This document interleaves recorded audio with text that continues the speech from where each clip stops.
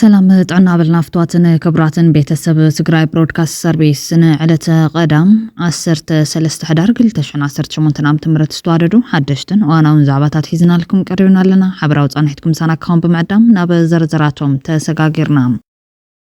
وعرو تقراويتي بشكليتينيا تقاق حساي كاليتي ورق تعويتام تقارون ايرتراوانن داقم عاوت تنبيلهم اللوم بخالي حبريتا شعبيان حتو شمقلنا إثيوبيا أونتاوي ملاشيبهم زي كمزيلون كلو مرح تتمدو مقلت هيبهم اللو ندانيا چوا سفانة ناي تقراي مدري معراب تقراي نايم حراقي رب مزراو في تورار زويل معارك زهاب ورارتي تسفاز غرص مرد سميع ملوم بغالي زينا حوحات كالي مبل 15 قبائي كتكايد دليت كمزلو اكتيفيستات ناي تودب تزاربهم ودب ناصنت مقاقيلهم زبل كمو كون اللهم نايز حال مودليت مخانو تودب افليط اللهم وناني رزين صلوا ادوناي برهانه لمون عبي اجندا ኢትዮጵያ ኮይኑ ቀጽሉ ለው ዝኮነ ናውዚ ከዓዘይሮም ኣለውና ናይ ኤርትራን ናይ አብይ አሕመድን ተጀሚሩ ዘሎ ድርድር ናይ ሰላም ዘይኮነስ ልተጋሩ በይኖም አትሪፍካ ተቀጥቅጥ ቀጽሉ ከዓል ኣብ ኤርትራ ተቀጽል ነዚያቱምን ካልኦት ተገደስቲ ምዕባልታትን ሒዝና ኣለና ምሳና ጽንሖም بقدامنت وعرو تقراويت بشكليتينيا تقاق حساي كاليت ورق تعويتام قدزيلو ابستخايرن هيدا قانسيو تحت 18 عامت ناي ترقيا وددر اتا اقدما ابناي ورقي ناي جيزي وددر ورق زوسدت تقراويتي تقاق حساي قداميت بمتاون عان هاقران كاليت ورقي رخيبام نتقاق تختيلا روانداويتي فون ماسينجيشو خاليتي كاليت قال عدا تقراي زغنت قسانت قبر سلاسي دما سالسيت خويننا بمدرخ دايون الله كاليت إثيوبياويت راحيل جيمباتوون رابعيت خوينا متاوا هاقراويت غانتا إثيوبيا زدماقات الوددرين يركب بالكال ناقراويت غانتا إرترا كابز وكلا دما أرسيم عندزين شالشيتي روزينا برهان شاوعيتي سيدونا حافتوم بالعسرت حمشنا آدم تسفود ما بالعسرت شمون تبمخان وددران زازيمان سابحز تخير بزل وددرش دو أفريكا سلست ورقي موريشيسن إثيوبيان ككل تورقي الجيريا دما حان تورقي وهلنا الله إرترا بوغانا سلست بورورن حانتن حاسن وحيسالا أبزاب كينا زكاي زل وددر بشكلي تادق آنستيو تقارون إرتراويانن زتوغانا صفو عاوت نتزب تقران إرتران زبحقو زلو سلامن حونتن زيادة زرم أخوينو الله اتي زحزنقن لومون اتنيم سلوون تخونا ركب حزب مسحزب كجمار فقيدو زنوار هقدف لومون لك حامتنا بخلتشن 11 أقواز راقز أو ورح مسكال رام فقيدو أو ورح تحساس دحري 4 وارح كقوارت زقبرون لومون بوقعين التجاميرو زنوارات امدا زول تبقسو زوز أبا بوغن هقدف بفلاي بودت أبا تجاميرو أول سعيدوون نابتنبورنا يحاسوت حمام تمليسو ويان زول كسي مجمارو يوم ودت أبا بزحالف سمون امدا جمرنا يوم استقارون ممسمع مع ويدما أحواتنا نمبال زي كونس تقامتي إرترا نمبتانيوم بسالة زمدو هاو تقرأي زنور تقامتي حدشحن كل 100 كيلومتر رحيقهم كقمته غيرنا تعويتنا يناكول كم استزار بيرسعن بتماسال من قدي أول سعيد نابت ويانا زوي الحمام متمدسو قبل على تقرأي حدشني حاسوت كس جمير اللام هقدف قبل علي بشحن شاطة 109 متمرت سخانة سراويت أبت خبابي أبزين ور الوقتي نكتما زالان بسا قدي موريرو زميتو أطرح زي كونس أبت ختما زنورو فابريكاتا تعني وخل نقراتا حقي حوت قرب من كي ترفه كاب تختما بمخاين تعينو بادو ميدا زترفلو كان زملو اورار كعبت غيرو ابز سالسي ابت غزلان بسن ابتركب سرحه خيدو ويانن سرحه مسمارا كي ترفه زميت وازل صره اتي جميرنا يزولو غسقاسات جميرو لام وسب فيري زعد زي اخطر يلا خر ريال الله زي غليتي حفا بيلم ويانا مرسي دم بملو ري معصو خي ترفه ترى واو عد ملئت ري معصو فينسترا انشيتي حاتين مورال خيدرفه مالك عدم الادريات قمتي داري كل ነገር አውሲለው بك ملئتي عدي كل ነገር አይኮነን عدي ملئتي ها راي زي سرحه بعد ساعته وبزي زبول وتري دلها فابيلهم راي نقيلهم ولا مسمار كي تلفت مالك از مسكر هياو كوفا بيلنا اينتم كفوني نازا حدا معالتي حزبو ماتيو اريا ملئتي عدي راي يقربي أولي يقربي ومو نحناس كمزي غيركم تبعنا ناتهم زانتهم زعلوا لنا نرواتوا لنا يا ناتهم مليت عدي هذا حرس تراكي مسكا زي ريك هذا الله عد كله عدي مليتي اي مال عيله موصلهم تدري هذا الله خافتي حدشت معاته يزدرعك هذا الله يا الله سو حدشتي تربيك ادم بلقي هدي شعبي يقرب تاعت بازا عادي سرحة لا متجرشة مسمار ريخا مسمار كي تلفي موسيدهم ما خلص نعنا عرات وسيدهم قالوا وسيدهم مشبلو مسماري موسيدهم كابس تحت قرص افري سوري تعمل كويس قر نعم لعلنا بزوم جقالو دكيمي فيديو እዚ ናይ ሰሙን እዚ እዩ ናይ ቀደም ከይመስለኩም ኣወል ቪድዮ ዝቕዳሕ ዘሎ ኣይመሰለን ዝበሉ ነዚ ቪድዮ ዘካፈሉ ምንጭታት ናይ ኣወል ጎስጓስ ጽሊ ኣቦቱ ከም ዘሎ የማረጋግጾም ንኣወል ስዒድ መጀመርያ ንዛላምበሳ ብዶዘራት ኣፍሪሱ ማዕጾን ሚስማርን ከይተረፈ ዝወሰደ መን ከም ዝኾነ ክትነግረና ትኽእል ዶም ዝብል ሕቶ ዘቕረቡ ሕውነት ክልቲኡ ህዝቢ ዘለኣክ ክኸውን ዝደልዩ ወሃብቲ ርእቶ ግን ሻዕብያ መጀመርያ ንዛላምበሳ ብዶዘራት ኣፍሪሱ ማዕጾን ሚስማርን ከይተረፈ ምስ ዘመተም ብድሕሪኡ ኤርትራ ብኹናት ምስ ተሰዓረት ከምታ ኣብ ዛላምበሳ ዝተገበረ ጽሩብ እምን ከይተረፈ ካብ መንደቕ ኣፍሪካ ናብ ካልእ ከባቢ ኤርትራ ምጓዓዝ እኳ እንተዘይኮነ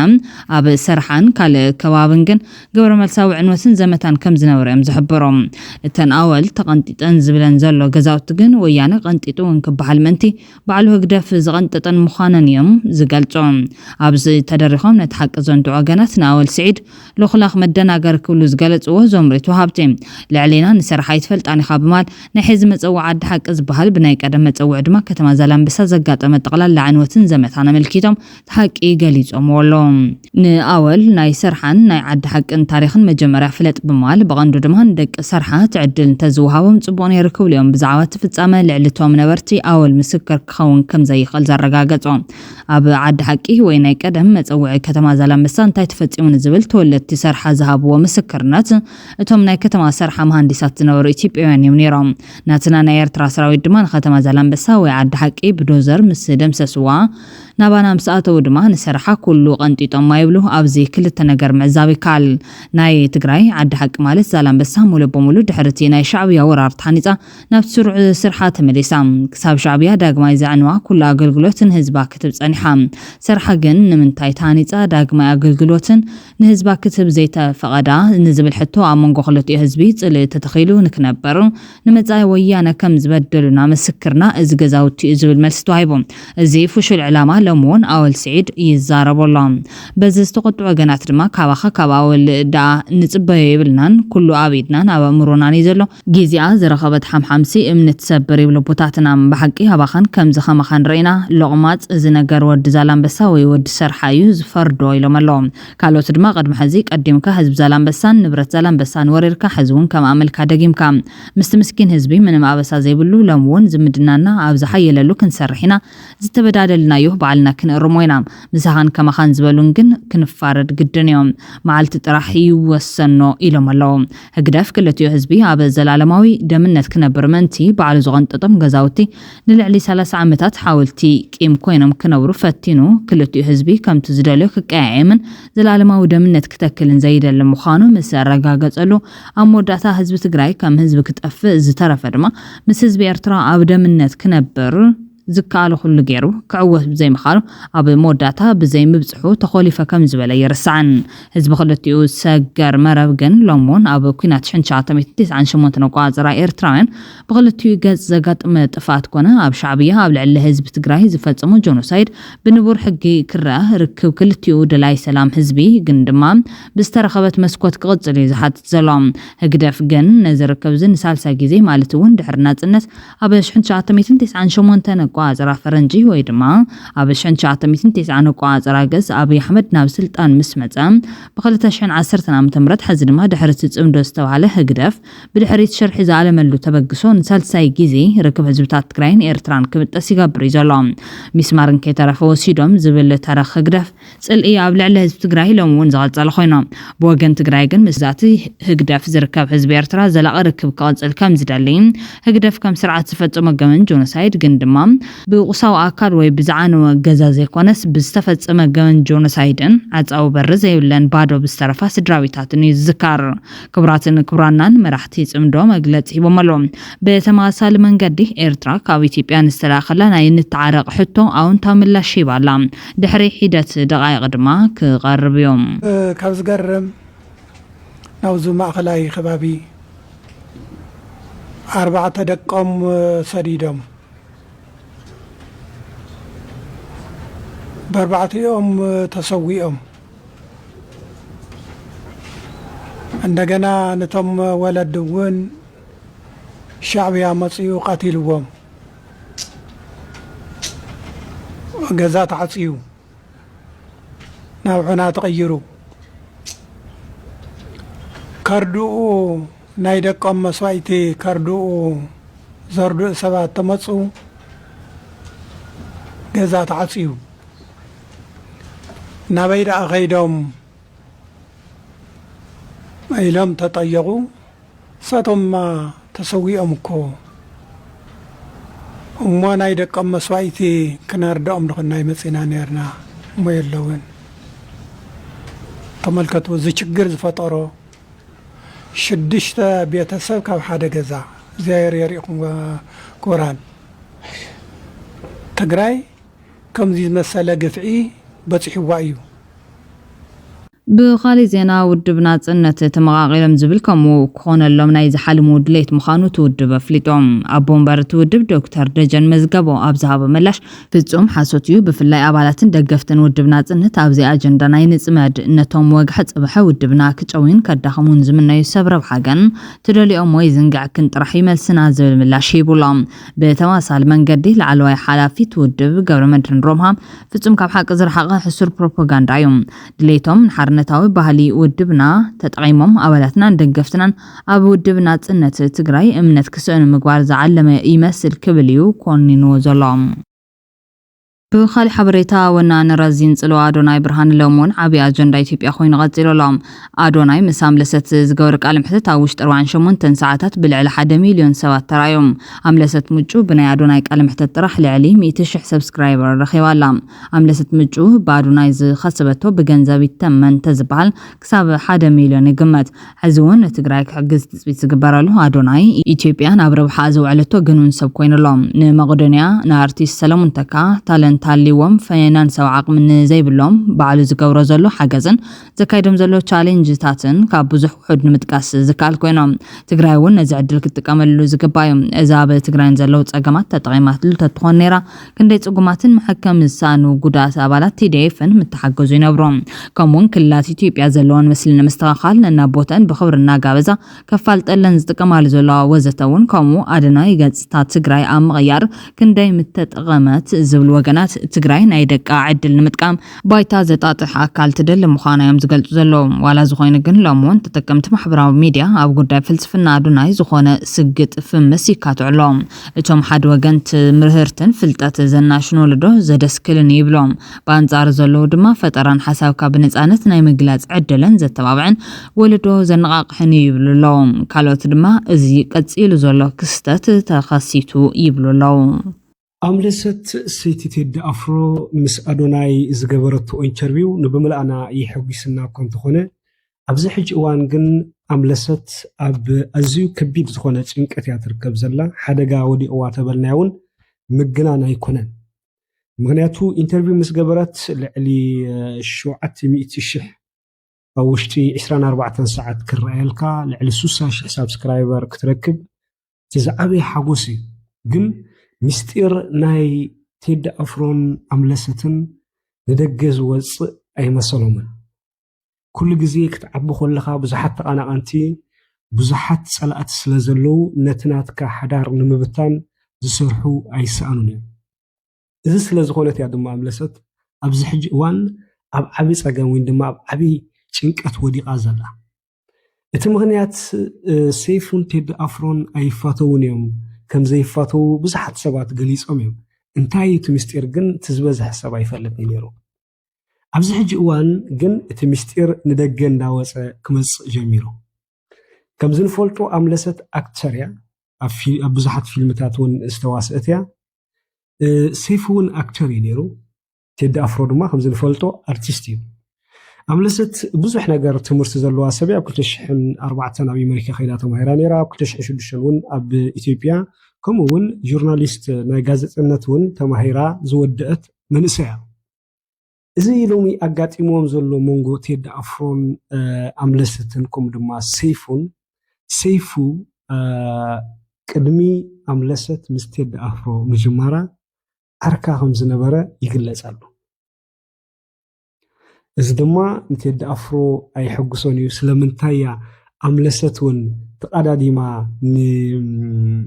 ኣዶናይ ዝዓደመትሉ ቀንዲ ጠንቂ እዚ ዝኸውን ዝብል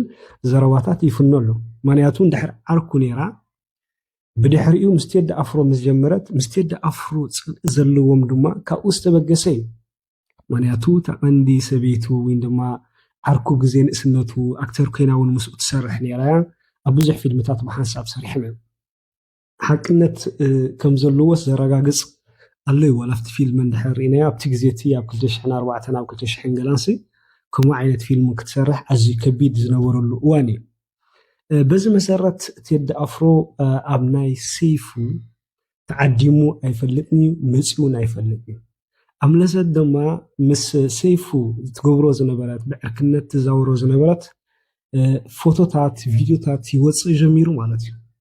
እዚ ድማ ምናልባት ቴዲ ኣፍሮን ኣብ መንጎ ሰይፉን ዘሎ ፅልኢ ካብ ግዜ ናብ ግዜ እንዳዓበየ ይኸይድ ከም ዘሎ ሰይፉ እውን ንቴዲ ኣፍሮ ኣብ ናቱ ቻነል መፂኡ ብዘይ ምዕዳሙ ወይ ድማ ብዘይ ምዝራቡ ክሳብ ዝሕጂ እዋን ኣምለሰት ህልኽ ዝነበራ ወይ ድማ ቂምታ ዝነበራ ሰብ እያ ትመስል ኣብዚ ሕጂ እዋን ንኣዶናይ ኣምፅያ ኣብቲ ናታ ቻነል ከተዘራርቦ ምክንያቱ ሰይፉ ንኣዶናይ ኣስተናዒቑ ናብዚ መፂ ስታይ መዝ ትምህርቲ ዘመሓላልፎ የብሉን ገለ ዝብል ንዕቀት ስለ ዝገበረ ምናልባት ግን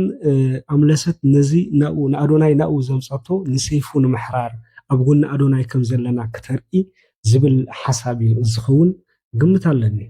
ሰባት ናብ ተፈላጥነት ክበጽሑን ከለው ብዛዕባቶምን ብዛዕባ ምስኦም ዝቐርቡ ሰባትን ዝተፈላለዩ ወረታት ክነዝሑ ልሙድ እናኾነ ዝመጽእ ዘሎ ኮይኖም ብዛዕባ ዜና ኣምለሰት ምርጫ መልኪቱ ኣቐዲሙ ዝተነዝሐ ሓበሬታን ልዕሊ 100,000 ሰባት ዝተኸታተልዎ ቪድዮን ሓቅነቱ ብዝምልከት ግን ድሕሪ ቃለ መሕተት ምስ ኣዶናይ ምንም ሚስጥር የለን ዝብል እዮም ጠንቀባሲ ሰይፉን ቴዲ ኣምለሰትን ዓርክ ሰይፉ ስለ ዝነበሩ ዘይኮነስ ብቐንዱ ቅድሚ 15 ዓመት ሰይፉ ነቲ ናይ ተጋሩ ገድሊ ብምምርሳሕ ናይ ሸዋ ነገስታት ዘውርስ ቴዲ ኣፍሮ ዘቕረቦ ተሪር ነቐፌታ እዩ እቲ ጠንቅባሲ ብናይ ሰይፉ ራድዮ ለምን ይዋሻል ዝብል ፕሮግራም ቴዲ ዝደርፎ ደርፊ ናቱ ይኮነን ዳርጋ ኩሉ ካብ ካሊእ ዓዲ እናሰርቀ ዝደርፎ እዮም ምስ በለ ድማ ምስ ቴድሮስ ካሳውን ከቢድ ባስ ተፈጢሩ እምባር ብኣምለሰት ኣይኮነን ንዝመረጋገጽ ድማ ሰበይት ሰይፉ ኣብ ዝሓለፈ ምስ ኣምለሰት ቀሪባ ቃል ምሕተት ገይራትላ እያ ስለ ዝኾነ ብኣዶናይ ብርሃን ኾነ ብኣምለሰት ዝተበገሰ ባስ የለን ሓሶት ከም ሓቂ ክእመን የብሎን ደውሎልኝ አይዞ ብሎኛል ብለህ ነበር ደውሎልኝ ነበር ቴዲ የኔ ቴዲ አዎ እንዴ ቴዲ የሁላችን ቴዲ ወይ እንደገሉኝ ደግሞ በአካል ተገናኝተን ወደ ስቴጅ አውጥቶኝ ምናምን ልስል ከሱ ጋር ምናምን ያሰብኩት ፓወሩ ደግሞ የቴዲ አፍሮ ኃይል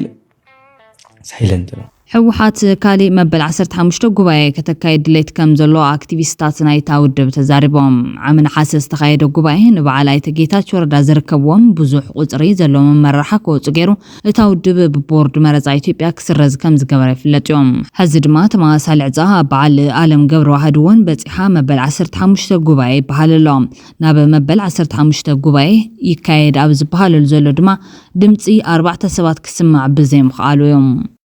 ታይደ ድል ዘለኹም ስለዚ ዞም 4 ዚኦም መትከሎም ስለ ዘለው እንቶም ካልኦት ግን መትከሎም ስለ ዘለው በዓለምን ብታደሰ ወረደን ስለ ዝተጨወዩ ሕወሓት ኮሌክቲቭ ሊደርሺፕ ዝኽተል ብመሰረት መተሓዳደር ደንቡ ብኮሌክቲቭ ሊደርሺፕ እውን ምራሕቲ ኮይኑ ማጆሪቲ ቮት ዝኾነ እዩ ብመልክዕ ቁዋም ዝውሰድ ዞም 4 ሰባት እዚኦም ወላ ጡርያት ኮይኖም ኢደውፅኦም ክረትዑ ይኽእሉን ትዝበዝሕ ኢድ ዘውፅእ እንተ ሓደ ሳይድ ስለ ዝኾነ ሶ ናይዚ መድሓኒት እንታይ ይኸውን ዘሎ ቀልጢፍካ መበል 15 ውድባዊ ጉባኤ ተኻይዱ ዝወየና ኣካል ካብ ሰራዊት ትግራይ ካብ ምሁራት ትግራይ ክካተተሎም ብፍሉይ ኣገባብ እቲ መተሓዳደር ደንቢ ወይ ትህንፃ ሕወሓት ዋላ ቫዮሌት ጌርካ ብፍሉይ ኣገባብ ምእንተ ምድሓን ትውድብ ምእንተ ምድሓን ህዝቢ ትግራይ ክበሃል ዝወየና ኣካል بوسانا يملكوا مالت دم صوتيو خوسن بزخل ماجورتي فوت راتيفاي كجبر بزخل كواقر اللوز بخالي حبريتا ندانياتشو أصفا نسناي تقراي مدري معرابة تقراي نايم حراقير بمزرابو في تورار زبل معرق كمزتو هابو نورر تدما تسفاز غرز مرد سميعم معراب تقراي كاب تقراي نمنزح بوزحات دراماتات كسر حزن خوينم بريزيدنت تقراي زنورا يتعباي ولدن قردان دارقاتشون زفتم ودراما حدا كابتم تتقستيام أبتوانتي شعو وهبتو تسليعو زتوهاب مريت تقراي صفحاتون ربحون كاب زخانة تقراي بالعلي دك زقريم زفلتوام ትናንት በአማራ ክልል ጠገዴ ወረዳ ቀራቀር ከተማ የሁለቱ ክልሎች ርዕሰ መስተዳድሮችና የሁለቱ አጎራባች ወረዳ ነዋሪዎች በተገኙበት በወረዳዎቹ ወሰን ጉዳይ ስምምነት ላይ ተደርሷል። ሁለቱ ክልሎች በሁለቱ ተዋሳኝ ወረዳዎች የጋራ ልማት ለማከናወንም ስምምነት ተፈራርመዋል።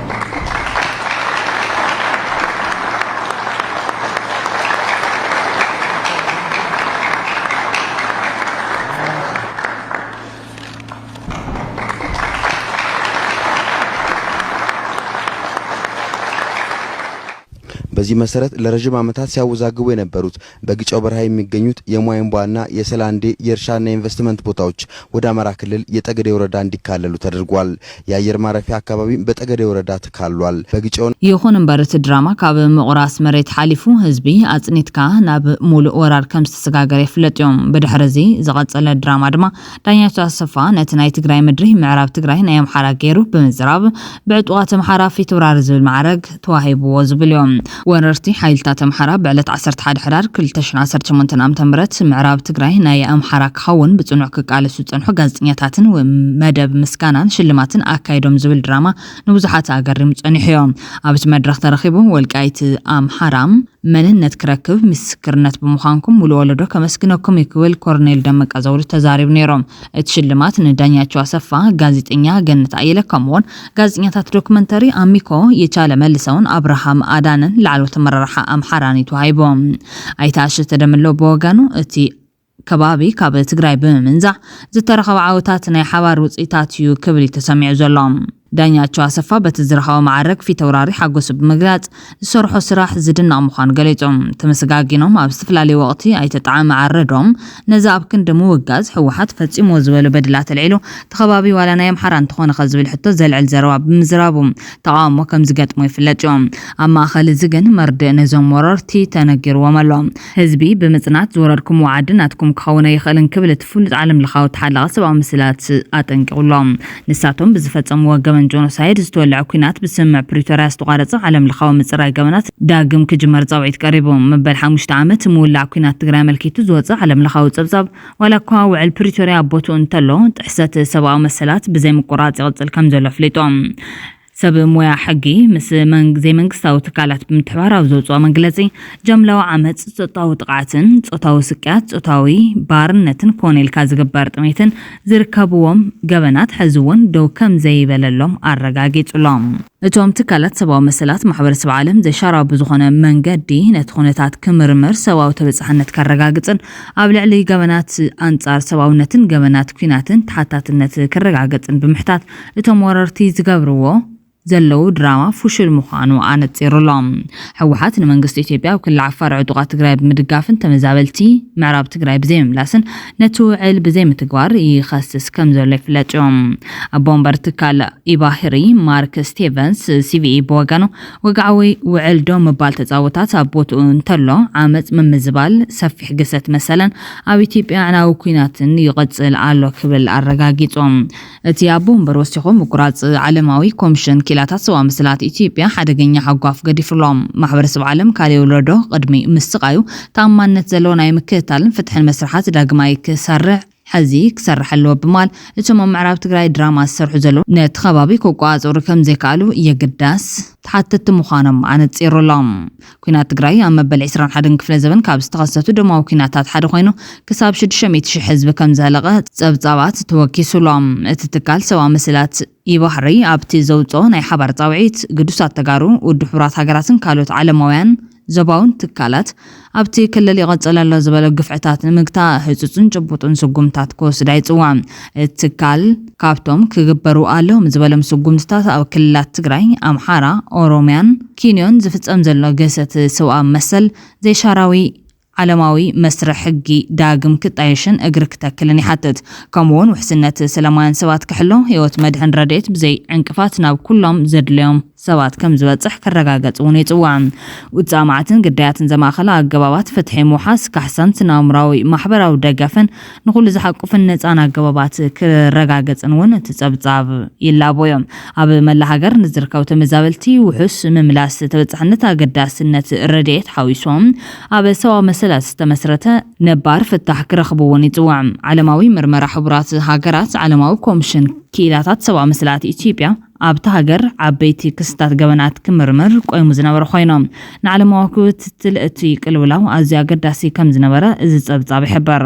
እቲ ብቤት ምኽሪ ውድብ ሕቡራት ሃገራት ዝቆመ ኮሚሽን ብዛዕባ እቲ ገበናት ኣንጻር ሰብኣውነትን ገበናት ኩናትን ዝበጽሐ ግፍዕታት ዝርዝር ዝሓዘ ናይ መወዳእታ ጸብጻብ ጥቅምቲ 2023 ምውጽኡ ይዝካር እቲ ጸብጻብ ኣብቲ ኩናት ኣንጻር ሓይልታት ትግራይ ዝተሰለፉ ሰራዊት ኢትዮጵያን ኤርትራን ከምኡውን ፍሉይ ሓይልታት ምልሻ ብፍሉይ ዕጡቃት ኣምሓራ ብሓባር ተሓተቲ ናይቲ ግፍዒ ከም ዝነበሩ ይሕበር መንግስቲ ኢትዮጵያ ነቲ ኮሚሽን ፖለቲካዊ ተልእኮ ዘሎ ብዝብል ካብ መጀመርቱ ከም ዘይተቐበሎ ዝፍለጥ ኮይኖም ናብ ትግራይ ኣትዩ ክምርምር ከም ዘይፈቐደ ይዝካር ኣብ 2 ዓመት ድማ ስርሑ ከይዛዘመ ተቋሪጹ እቲ ኮሚሽን ግን እዚ ክቐጽል እዩ ዝሓትት ዘሎ እቲ ን2 ዓመት ዝቐጸለ ሕዳር 2022 ዝተወልዐ ኩናት ትግራይ ልዕሊ 2 ሚልዮን ነበርቲ ኣብ ውሽጢ ትኽልል መዛበሉን ኣስታት 70,000 ድማ ናብ ሱዳን ክስደዱን ጠንቁ ኮይኖሎም ቅድሚ ሒደት ሰሙናት ዕላው ዝኾነ ጸብጻባት ኮሚሽን ምጽራይ ጽንተት ትግራይ ኣብ ትኽልል ማልያ ዘይብሉ ግፍዒ ዕንወትን ንዋትን ከባባዊ ብርሰትን ከም ዘስዕበ የመልክት እዚ ድማ ነቲ ኣብ ምዕራብ ትግራይ ዘሎ ክትቅይሮ ኣብ ዘይትኽእል ነገርካ ግዜኻን ጉልበትካን ኣይተባኽን ዝብል እዮም ኣብዚ ጉዳይ ርእይቶ ዝሃቡ ወገናት ድማ እንዳ ዶክተር ዳኛቸውን ወዲ ጣባን ዘይፈልጥዎ ነገር ኣሎ ዶ ዶክተር ዳኛቸው ፌደራል መንግስቲ ጸላይ ከየብዝሕ ኢሉ ሱቕ ናይ ዝበለ ይዓፍሩ ግን ድሕሪ ሕዚ ኣብ ፖለቲካ ኢትዮጵያ ቦታ ይብሎምን ብፍላይ ድማ ኣብ ምዕራብ ትግራይ ንሰላም ተባሂሉ ዝግበር ተበግሶ ኩሉ ይድግፎ እዩ ከምቲ ንሶም ዝዛረብዎ ወገን ኣይኮነን ኢሎም እንዳ ወዲ ጣባ ድማ ክፈልጥዎ ዝግብኦም ነገር ድማ ድሕሪ ሕዚ ከም ቀደም ዝሕም ዝቕዋ ኢትዮጵያ ብፍላይ ድማ ንዓና ግሊላ ንሶም ዝፃወቱላ ኢትዮጵያ ኣይክትሎን ፈቲኖም ተኸሊፎም እዮም ንሕና እውን ተዓሽና ኢና ሕዚ ግን ንሱ ከይድገም ድማ ተጋሩ ምስ ፌደራል ተቐራሪቦም ይሰርሑ ኣለዉ እዮም ዓያሽ ፖለቲካ ላንጋላጋን ትፃወቱ ሰብ ጥበብ ተጋሩ ይመኽሩ ኣለዉ እዮም ንሕና ተጋሩ ምስ ኢትዮጵያ ክሳብ ዘለና ንባዕልና መሲልና ክንነብረን ላይና ዝበሉ ኮይኖም ብተማሳሊ መንገዲ ሻዕብያ ሕዚ እውን መፃወቲ ጠልዕ ዘለዎ እዩ ኣሜሪካ ይተኣምኖ ተጋሩ ኣይናምኖ ኢማራት ኣይናምኖ ኢትዮጵያ ኣይናምኖ ውሽጣዊ ጸገምና እናፈታሕና ብጥበብ ክንጓዓዚና ኢሎም ኣለዉ ብኻልእ ሓበሬታ ሻዕብያ ንሕቶ ሽምግልና ኢትዮጵያ ኣውንታዊ ምላሽ ሂቦም ሻዕብያ ወቐሴታዊ ዝመስል ምላሹ ናብቲ ናይ 10 ዓመተ ምህረት ምስ ኣብይ ኣሕመድ ዝተገበረ ስምዕነት ተመሊስና ኩሉ ነገር ክቕበል ይክብል ገሊጹ ዘሎም መንግስቲ ኤርትራ ገዛ ሰልፊ ኢትዮጵያ ኣብ 2018 ዛቶ ናይ ሰላም ቃል ኪዳን ገላቢጡ ክብል ወቂሱሎም ሚኒስተር ዜና ኤርትራ የማነ ገብረ መስቀል ገዛ ሰልፊ ኢትዮጵያ ንብልጽግና ንመትከላት ስምዕ ሰላም ኤርትራን ኢትዮጵያን 2018 ካብ ኤርትራ ግዛታዊ ጠለባትን ነድሪ ዘረባን ዘባው ወጥሬ ከም ዘጋዶ ይወይሶም ኣብይ ኣሕመድ ኣብ ቀረባውን ዘቕረቦ ጻውዒት ከም ዝቕበል ብምግላጽ ድማ ስምዕ ሰላም ፕሪቶሪያ 2018 መፍትሒ ሕዝውን ክትግበር ጸዊዖም እቲ ብወግዒ ብሓበራዊ ኣዋጅ ሰላምን ምሕዝነትን ዝፍለጥ 5 ነጥብታት ዘለዎ ስምዕ ሰላም ብ9 ሐምለ 2018 ኣብ ኣስመራ ዝተኸተሙ ኮይኖም ኣብ መሰረታዊ መትከላት ኣህጉራዊ ሕጊ ዝተመርኮሰ ምዃኑን ምኽባር ላዕላውነትን ግዛታዊ ሓድነትን ክልቴን ሃገራት ዝሓቆፈ ምዃኑ ኣጉልዮም بمسارة جورة مسكال عن قد حدا نيتسمع كناتات كنات كم زبق بمواج حدش زمن سلام حزنة كافيتو كم زنور الزخاخرة عن قد 4 كلتين هاجرات نوسانن دوب تكراين إيرتران مولو بمولو متكبرن نابزباوي سلام لمعتن متحبارن زوسد حبراو تعرطات كجبرة قالي أتواز بالمخانو أبي أحمد نزين تتكبيرو زوجانس نجار كم زي لقالي سلام يخون مبار أبي أحمد مقلبات بوليسي أبي إسرائيل سلسلة كم زجمرة زواقة سيمانا أو 2018 حدش مرة راح إثيوبيا زوصدا وانتو سقومتي أو تحتاس إسرائيل سلسلة تقلبيتو أديس أبانا بمسفحفحن تقلب ودبن بوليستاتن تمليسا كبل قاليت علام جزا سلف بلتقنا إثيوبيا دما تبت حنت بر بحرت قلبات ودب عصب بحيلين مملاس مواج نزعنة إيرترا حقاونت نموقاد فتنا كم زج أنو قاليت علام ኤርትራን አጻዞ ጽህልሽ 1991 ዓመተ ምህረት ፈረንጂ ምዕራም ዝብል ሓሳብ ምድንፋዕ ነቲ በዓለም ደረጃ ተፈላጥነት ዘለዎ ናጽነት ኤርትራ ምንፋግውን ስምባደ ከም ዝፈጠረሉ ገሊጾም በተወሳኺ ኢትዮጵያ ናይ ሚድያ ጎስቋሳት ሃገራዊ ምልዓል ወታደራዊ ዘረባታት ተሓይላ ዘባዊ ወጥሪ ከዓቢ አበርክቶ ከም ዝገበረት እቲ ሚኒስተር ካሲሶም ገብረ መስቀል ኣብዛው መግለጺ ኤርትራን ገዛ ሰልፊ ኢትዮጵያ ከም እንኮ ምንጭ ናይ ዝሕዝ ዘሎ ወጥሪ ጌራ ከም ትሪዮ ብምጥቃስ እቲ ሰልፊ ንሓደሽቲ ግጭት ዝዳሎ ዘሎ ይመስል ክብል አጠንቀውም መፍትሕ ናይቲ ዝመጽ ዘሎ ቅልውላው ድማ ናብ ሃገራዊ ሕጊ መመላስ